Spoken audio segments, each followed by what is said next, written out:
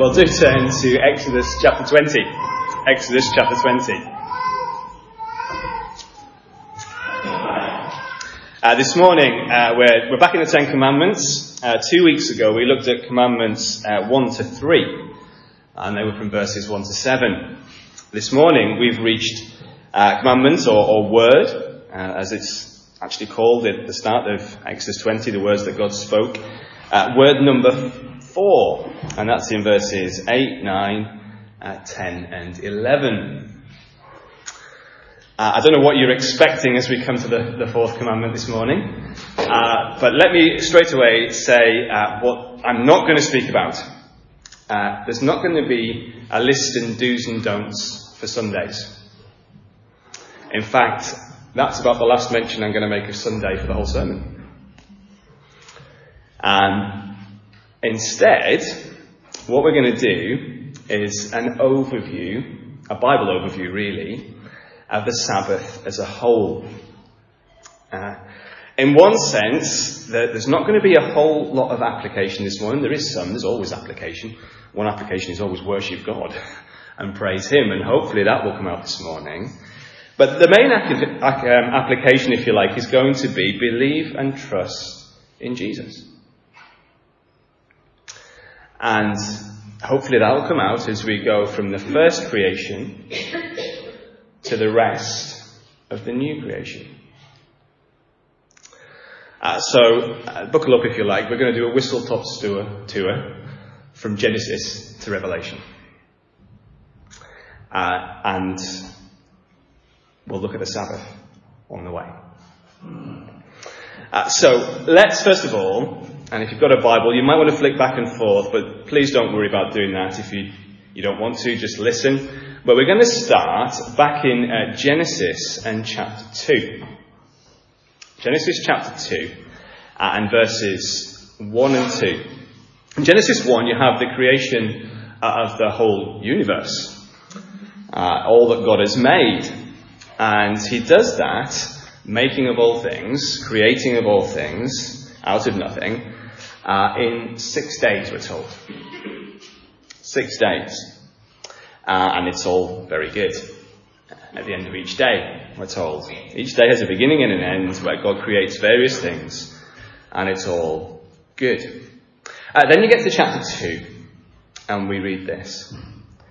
Thus, the heavens and the earth were completed in all their vast array. By the seventh day, God had finished the work He had been doing. So on the seventh day, He rested from all His work. That's His work of creation.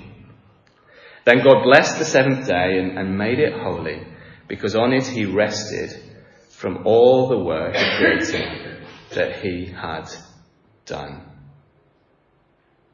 So what we see in the opening chapter and a little bit of Genesis is that in 6 days, as they're described in Genesis 1, God provided all that was needed for life. All that was needed for life with Him.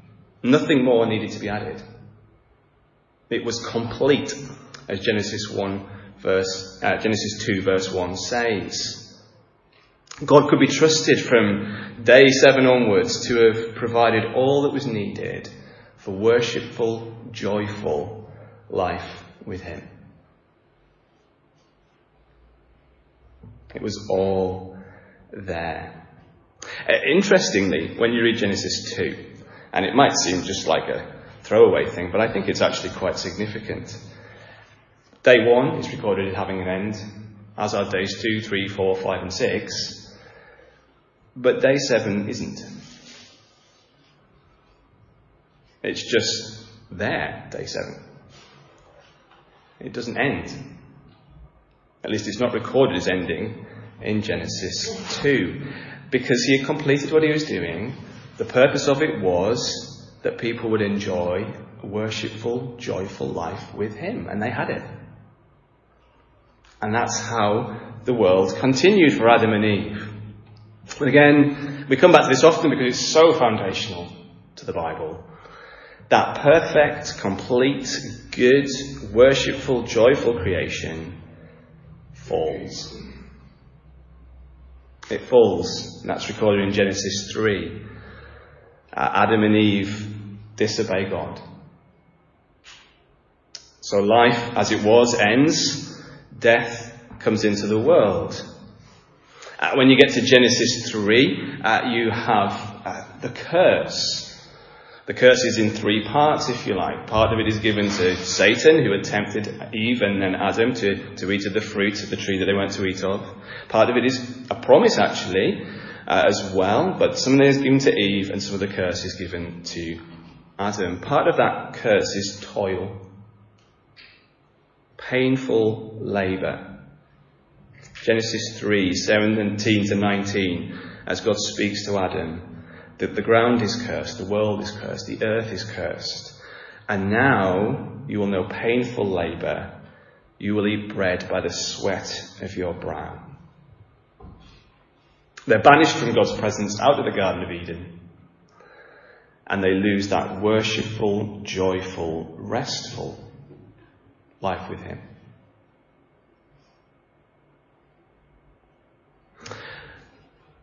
There's actually then no mention of Sabbath until Exodus. Now, the word Sabbath isn't used in Genesis at all, in the opening chapters or the later ones. The first mention of Sabbath, which of course is what the fourth commandment mentions, isn't mentioned until you have Israel's rescue from slavery. Now, there's the very definition of painful toil, isn't it? Slavery.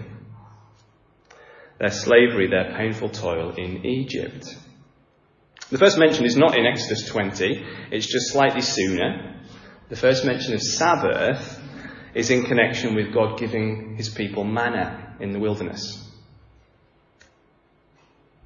They went into the wilderness, they had no food, they grumble to God, and God graciously provides manna, which is food, coming down from heaven each night to sustain their lives.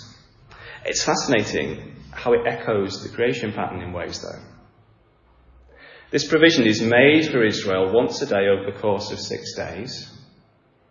Work of creation lasted 6 days. God does some creative work for them on each of those 6 days, giving them manna. And the Israelites don't have to toil painfully to make it, do they? They just pick it up off the ground. It's simply given to them by God. But on the seventh day, no collection of manna. What were the Israelites to do? God wasn't going to provide manna for that day. Well, he would for that day, but not on that day. What were they to do? They were just to trust that what he'd done for them already would be enough through day 7. So they collected twice the amount on day 6. They were to trust that it was enough. Some didn't and went out looking for more, didn't they? But they were just to trust. He completed enough for the week. So Sabbath, you see, straight away with the manna, does point back to creation. God provides what is necessary to sustain their lives as his people over those 6 days, and that's enough as well. For the 7th, they can rest. God provides everything for worshipful, joyful life with him. So that Sabbath, first mentioned, the word Sabbath in the Old Testament, is then included in the Ten Commandments of Exodus 20. And it's fascinating, isn't it, how it's framed. It again harks back to creation. So let me read again verses 8, 9, 10 and 11. Remember the Sabbath day to keep it holy. You are to labour 6 days and do all your work, but the 7th day is a Sabbath to the Lord your God. You must not do any work, you, your son or daughter, your male or female servant, your livestock, or the resident alien who is within your city gates. For the Lord made the heavens and the earth, the sea and everything in them in 6 days. Then he rested on the 7th day. Therefore the Lord blessed the Sabbath day and declared it holy. You've got the same pattern, 6 days of work, then rest. That follows the pattern of creation. There is a difference, of course, though. When that 7th day ends, you start all over again at day 1, and work begins again. That was not happening back in the verses we saw from Genesis 1 and 2. It all starts over again. Interestingly, there's a second giving of the law in the Old Testament. So you get the Ten Commandments once in Exodus 20, and then you get them again in Deuteronomy 5. Deuteronomy just means second law, second giving of the law. And it's fascinating in Deuteronomy 5, because in Exodus 20, Sabbath is connected with creation. In Deuteronomy 5, Sabbath is connected to Israel's rescue from Egypt. Again, you might want to turn to it. Don't worry if you just want to listen. But Deuteronomy 5, the second giving of the law, the Sabbath command begins at verse 12. It sounds very, very, very similar, in fact identical, to Exodus 20. Be careful to remember the Sabbath day to keep it holy as the Lord your God has commanded you. You are to labour 6 days and do all your work, but the seventh day is a Sabbath to the Lord your God. Do not do any work, you, your son or daughter, your male or female servant, your ox or donkey, any of your livestock, or the resident alien who lives within your city gates, so that your male and female slaves may rest as you do. Remember that you were a slave in the land of Egypt, and the Lord your God brought you out of there with a strong hand and an outstretched arm. That is why the Lord your God has commanded you to keep the Sabbath day. There's not actually any mention there of creation. That doesn't mean that creation no longer plays a part in why the Sabbath is there. It does, from Exodus 20. But also being pointed back to is God's rescue his people from the painful toil of slavery, from the suffering they endured in Egypt.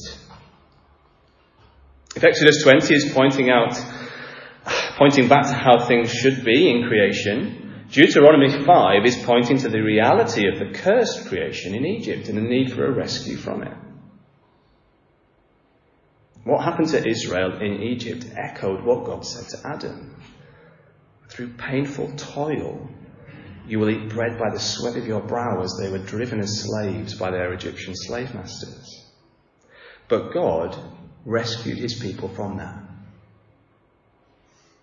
and gave them rest from their painful toil and slavery. It's fascinating as well that in both of those cases, what happens at creation with the fall and what happens in Egypt with Pharaoh, Satan is behind the scenes, or not so much behind the scenes, but he's there, isn't he? He's there in the fall as he tempts Eve and brings that creation rest crashing down. He's there in Egypt as Pharaoh has the serpent on his headdress, oppressing God's people.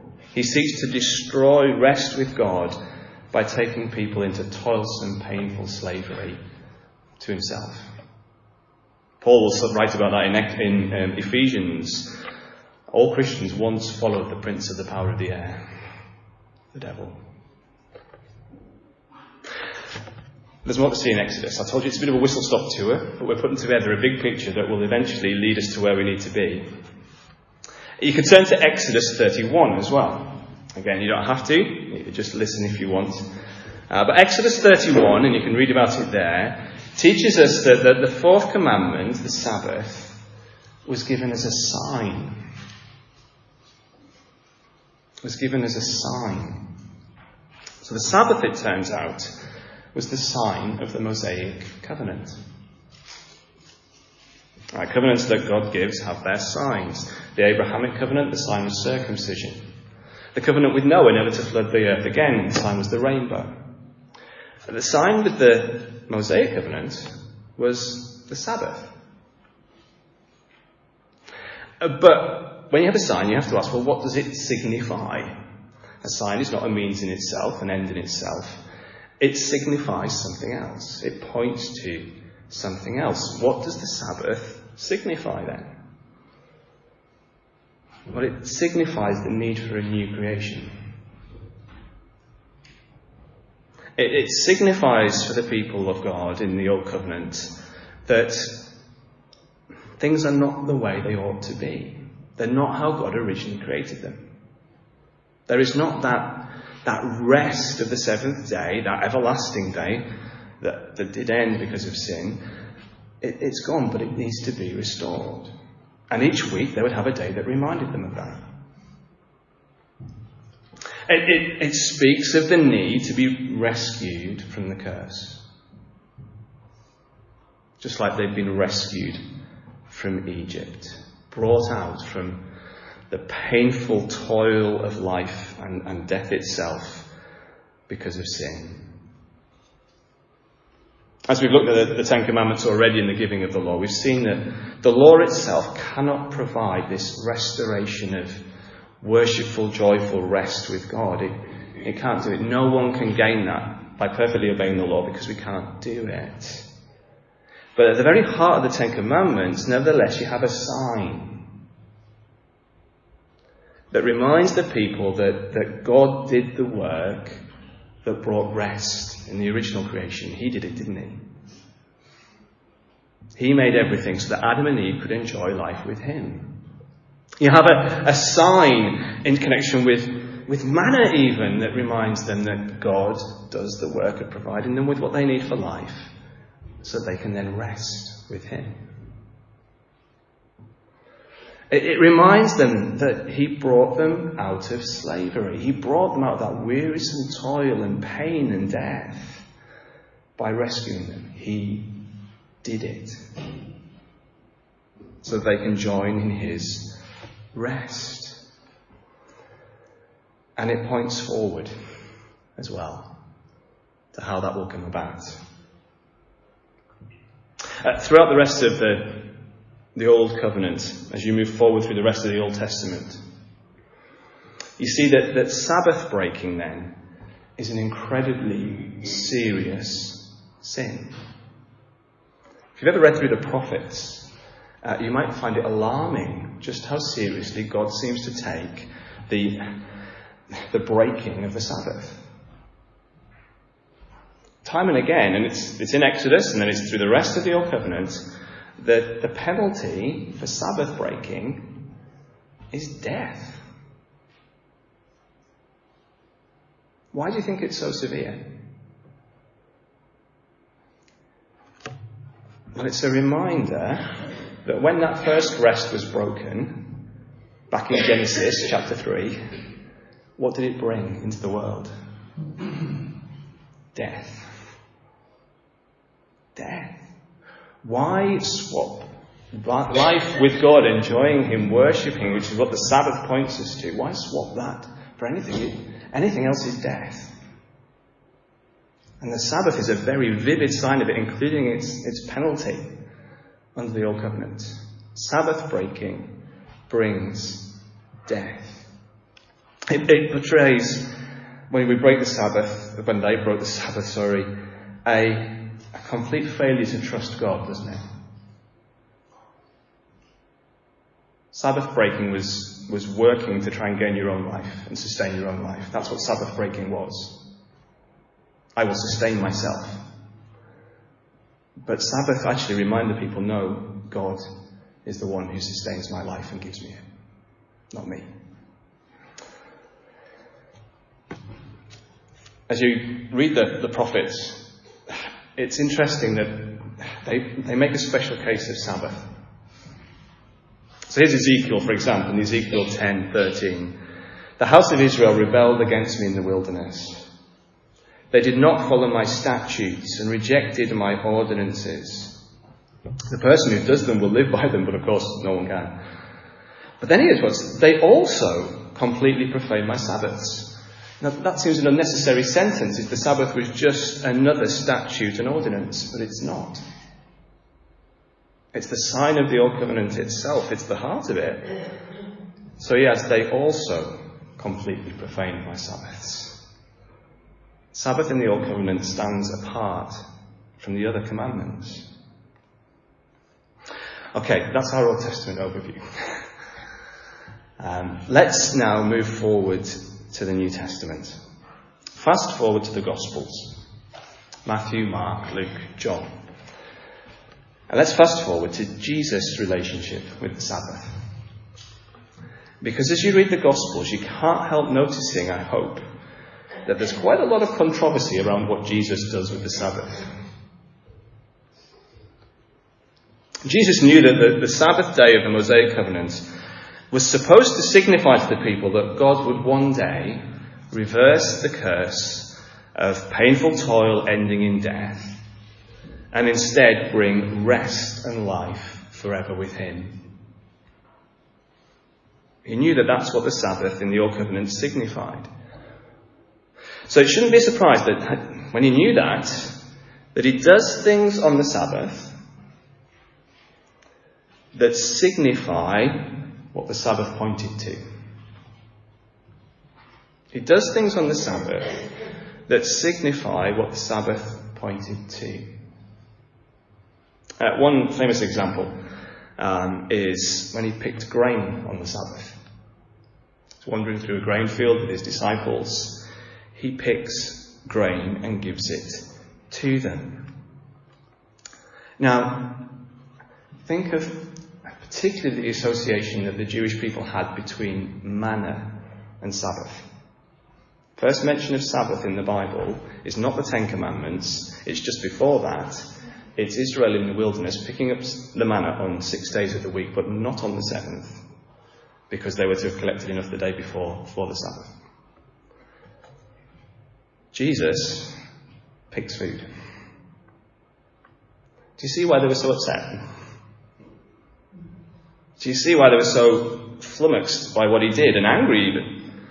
He picked grain on the Sabbath, a very provocative act, given the association of Sabbath with food gathering and not food gathering. But in that passage, it's in Matthew 12, Jesus says that he is Lord of the Sabbath. He is Lord of the Sabbath. In other words, he is the Lord of rest. He is the master of rest. He is the giver of rest. The rest of bringing people out of toil and death. He provides. He provides so that they would know God. You also see that he often healed on the Sabbath, reversing the effects of the curse of pain and death. He often chose the Sabbath to do that. Reverse the curse. He's Lord of the Sabbath, and this is what the Old Covenant Sabbath had always pointed forward to. He's Lord of the Sabbath because in him that sign is fulfilled. It's what it pointed to. It's who it pointed to. So in Matthew 11, verse 28, this is just before he goes picking grain on the Sabbath, and just before he also then heals on the Sabbath, causing great controversy. Just before that, he says, "Come to me, all who are weary and heavy laden, and I will give you rest." I'll give you Sabbath.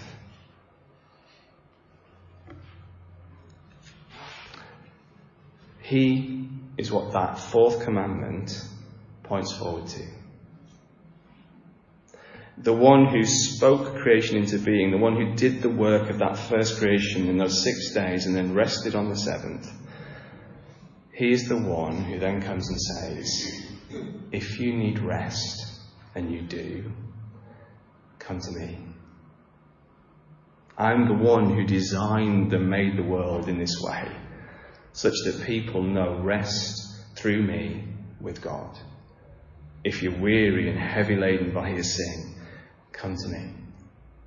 I will give you that rest.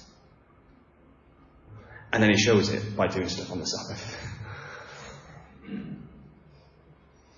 But of course, the rest that Jesus gives isn't just one day. The rest that he gives is a life of rest in him. Toil and pain and sin dealt with, so that we can know what it is to have a life with him, live to enjoy God and worship him forever.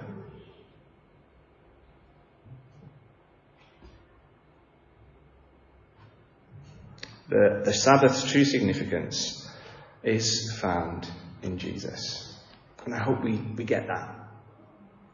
As we look at that Old Covenant command there in the middle of the Ten Commandments. The Sabbath day of the Mosaic covenant points forward to God's Son bringing in a new creation. One where sin and death and toil and pain, slavery to sin, will be no more. Worshipful, joy-giving, life with God to the full. Is that what you want? I hope so. I asked you during the children's talk to put your hand up if you ever feel a bit tired and burdened and weary. And we did it in a light-hearted way in the children's talk, but it's a serious thing really, isn't it? Life is hard. We all suffer. We long for rest. And it's found in Jesus as he brings us back to that which he originally made men and women for, life with God. If you're a Christian, I trust that at the same time as going through the tough stuff, you know that he's with you. And he helps you carry the burdens. In fact, he takes the main weight on himself. Sometimes it feels just enough. But it's enough. He's good. He's good. I think this is why when you get to the New Testament, and the letters especially, you don't really get much mention of the Sabbath at all. If you were to do a little search on a search engine of the New Testament, especially from after Acts onwards, the letters written to the churches, written to New Covenant Christians, search the word Sabbath, it only comes up twice. Just twice.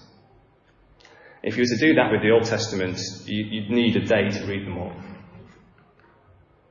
It just comes up twice in the New Covenant letters. One of them is in Colossians 2:16 and 17, where Paul is speaking to the Colossians, who had those who were false teachers coming in and telling them they had to do all sorts of things besides trusting in Christ in order to know life with God. One of them that he picks out is in Colossians chapter 2, verses 16 and 17. He writes to these young Christians and he says, "Don't let anyone judge you." In other words, tell you what to do in regard to food and drink. Well, there were lots of Old Testament laws about food and drink. And Paul's saying they don't apply anymore. Don't worry.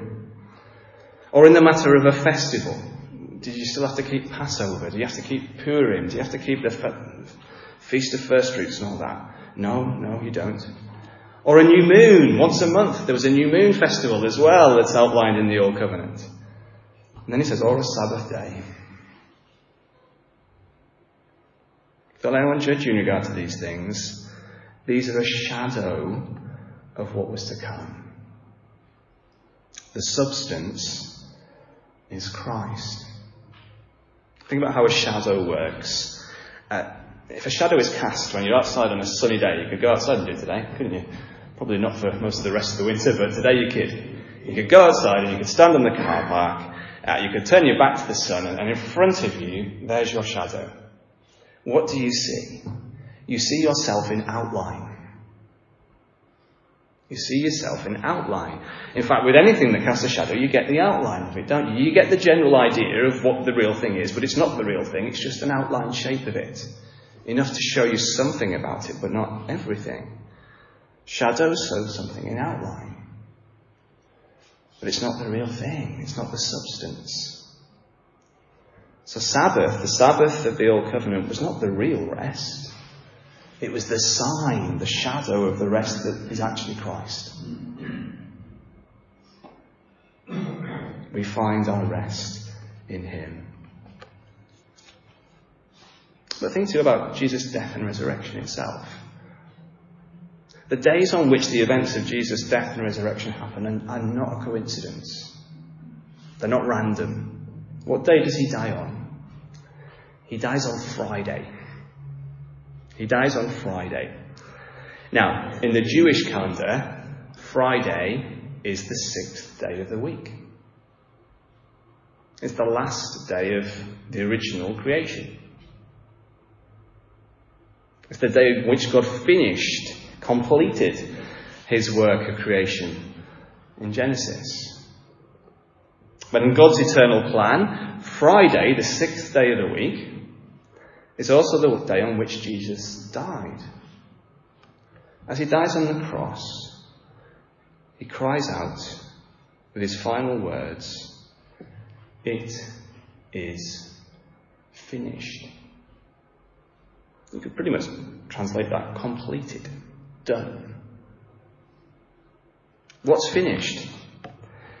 Well, what he's finished doing is taking upon himself that curse that's in Genesis 3. The curse that fell on the first creation. The first curse that fell on the first people, Adam and Eve, when they sinned. The curse of suffering, toil, death. He takes it on himself. That has to happen in order that those who trust him will not forever live under the curse themselves. He pays it. He takes the curse for us. What happens on the Sabbath day?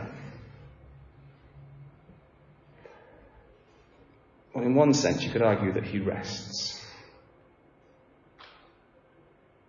He's not active in doing the work of salvation that day.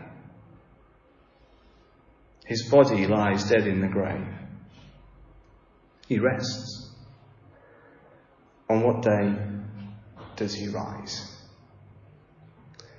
The first day of the week. Now that should tell us something. It's no coincidence that he dies on a Friday, saying with his dying words, "It's finished. I've done the work of carrying the curse." It's no coincidence that on the Sabbath his body rests dead in the grave, not working. And it's no coincidence that on the first day of the week, the first day of creation, he rises in his resurrection body. Here's how his resurrection body is described in other parts of the New Testament. In 1 Corinthians 15, he's the first fruits of those who have fallen asleep. In Colossians 1, he's the firstborn from the dead. In other words, he is the start point of a new creation. The new creation starts with Jesus' resurrection. That's great news for us. A new creation starts, it's no coincidence, it starts on day one of the Jewish week. And it starts in Jesus, who was the original creator. It's great news for us, because Paul says in 2 Corinthians 5:17, if anyone is in Christ, he is a new creation. The old has passed away, and see, the new has come. That's been a long journey, hasn't it? Through the Old Testament and into the New. But it's actually the gospel, isn't it? It's actually the good news that we have to tell to everybody out there. It's the heart of the Bible's good news for people like you and me and everyone. Jesus came into this world to restore the creation rest that there was in Genesis 2. Jesus came into this world to lift the curse that destroyed that creation rest. The curse that came as a result of human sin and fractured the whole creation so that it knew no rest. Jesus took it on himself in his people's place, suffering, pain and death. And then he rose again, the first fruits of a new creation that you are part of this morning too, if you've trusted in him. If you haven't trusted in him, he says to you, come to me, all of you who are weary and heavy laden, and I will give you rest. Have you come to him? But what about if you have? Closing part. If you have, I imagine life still seems pretty hard, no? I imagine that even if you came to Christ many years ago, you still know toil and pain, and you're seeing increasingly around you death. What's the application of all this then? Well, the application is lean on Jesus. He is your Sabbath. Here's the reminder. Sabbath is about trusting in God to provide. Believe him when he says, it is finished. I've done what's needed to rescue you. It's done. Trust me. I will provide. Cultivate a life of prayerful reliance upon him. When life is hard, cast your burdens upon him. Tell him. It doesn't have to be especially articulate. It doesn't have to be especially long, that prayer. It just can be as short of a cry of help. Help. And he hears. Trust him that he is the one who will give you peace that passes understanding, and it often does in those ridiculously hard situations that we go through in life. But also, remember that our salvation, your salvation, is both already, it's happened, and not yet. One of the key things, I think, to understand about the Christian life and what the Bible teaches is that when it comes to our salvation, there is an already and a not yet. Our salvation, once we've trusted in Christ, is sure. It's absolutely sure. The moment you trust in Jesus, you are already justified fully. You are counted in God's sight fully righteous. You are counted in his sight not a sinner who will suffer death eternally in hell. That's done.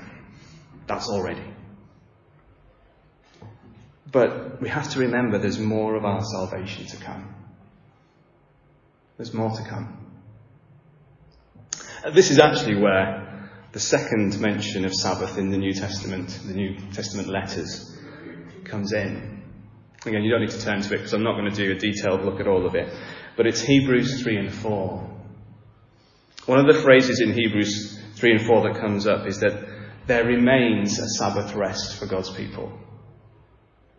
What the writer of the Hebrews is saying is that you have your Sabbath rest in part in Jesus. Come to me, all who are weary and heavy laden, I will give you rest. He has given you rest. But you still live in a world that is tainted by sin, that suffers, and you will suffer too. There is still a Sabbath that remains for you, still to come. The complete rest of the new heavens and the new earth is what the writer to the Hebrews is talking about. He's saying, remember, that's still to come. Fix your eyes on that. You have that sure and certain hope of complete rest ahead of you. That complete rest comes when Jesus returns. And the emphasis of Hebrews 11 is, therefore believe. Believe the promises about Jesus. Sorry, Hebrews 3 and 4, not Hebrews 11. That's about believing in faith as well. But believe. Trust him. Eyes on Jesus. Believe him. Follow him. Isn't that good to know as a Christian? Because I must admit, if this was it, I'd give up, wouldn't you? And if you're not thinking that today, there'll have been times in the past where you have, and there'll be times in the future where you will. If this is it, if this is the extent of the rest I get in Jesus, I give up. A Sabbath rest remains for the people of God. The full thing is still to come when he returns. So keep trusting him. Don't give up. Don't give up. Let me finish with Revelation 21, verses 3 to 5. John has a vision of the new heavens and the new earth. And this is what he writes down. Then I heard A loud voice from the throne. Look, God's dwelling is with humanity, and he will live with them. What's that an echo of? Genesis 2, 1 and 2. The completed first creation, where God walked in the garden with Adam and Eve. It will happen again. Look, God's dwelling is with humanity, and he will live with them. They will be his peoples, and God himself will be with them and will be their God. And what will he do for you? For me? He will wipe away every tear from their eyes. Death, so here's the main part of the curse, will be no more. But the curse was more than just death, wasn't it? There was that pain and toil. What does it say next? Grief, crying, and pain will be no more. Because the previous things have passed away. Then the one seated on the throne said, Look, I am making everything new. That's our hope, isn't it? That's our rest. That's the Sabbath that Jesus ultimately brings there in Revelation 21. So keep going. Keep believing. Keep trusting him and leaning on him all the way. Should we pray?